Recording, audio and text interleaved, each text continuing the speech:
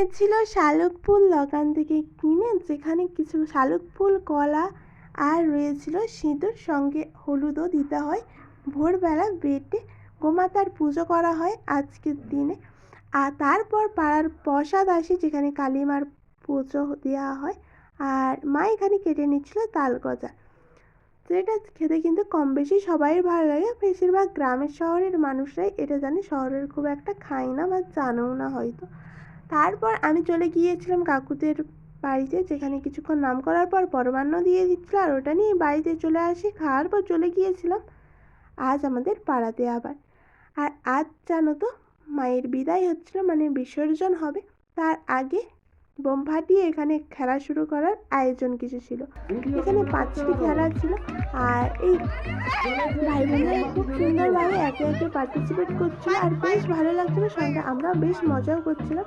আর এটা একটা মোমবাতি জ্বালানো, সেটা জ্বালিয়েছিল এখানে ভাই বোনরা। ফার্স্ট সেকেন্ড থার্ড পেয়ে যায়। তারপর আবার একটা অন্য খেলা শুরু হয়, যেটা হলো জামা পরতে পরতে বেলুন ওড়ানো। আর এটা একদম ইউনিক টাইপের আমাদের এখানে, তো অনেক জায়গায় হয়েছে, আমাদের এখানে আগে হতো না। ওই খেলাগুলো এখন হচ্ছে, বেশ ভালোই লাগছে।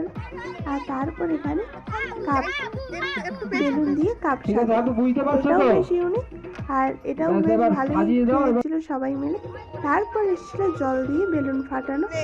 আর জিনিসটা যদি আরো বড় হতো তাহলে আরো হয়তো বেশ ভালো হতো, অনেকটা টাইম লাগতো, তো অনেকে তাড়াতাড়ি ফাটে, বেশিক্ষণ সময় নেই।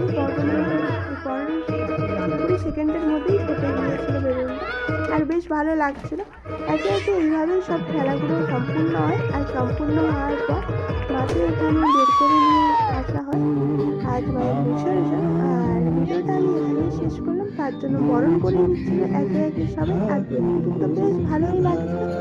তারপর আমরা আবার আসছে বছর আবার হবে, তুমি আবার এসো, অবশ্যই তোমার পুজো করবো। আর ভিডিওটা আমি এখানেই শেষ করলাম। তোমাদের কেমন লাগলো জানিও, ভালো লাগলে অবশ্যই কমেন্ট করে জানিও। আর ভিডিও দেখলে অবশ্যই সাবস্ক্রাইব করে পাশে দেখবে। টাটা।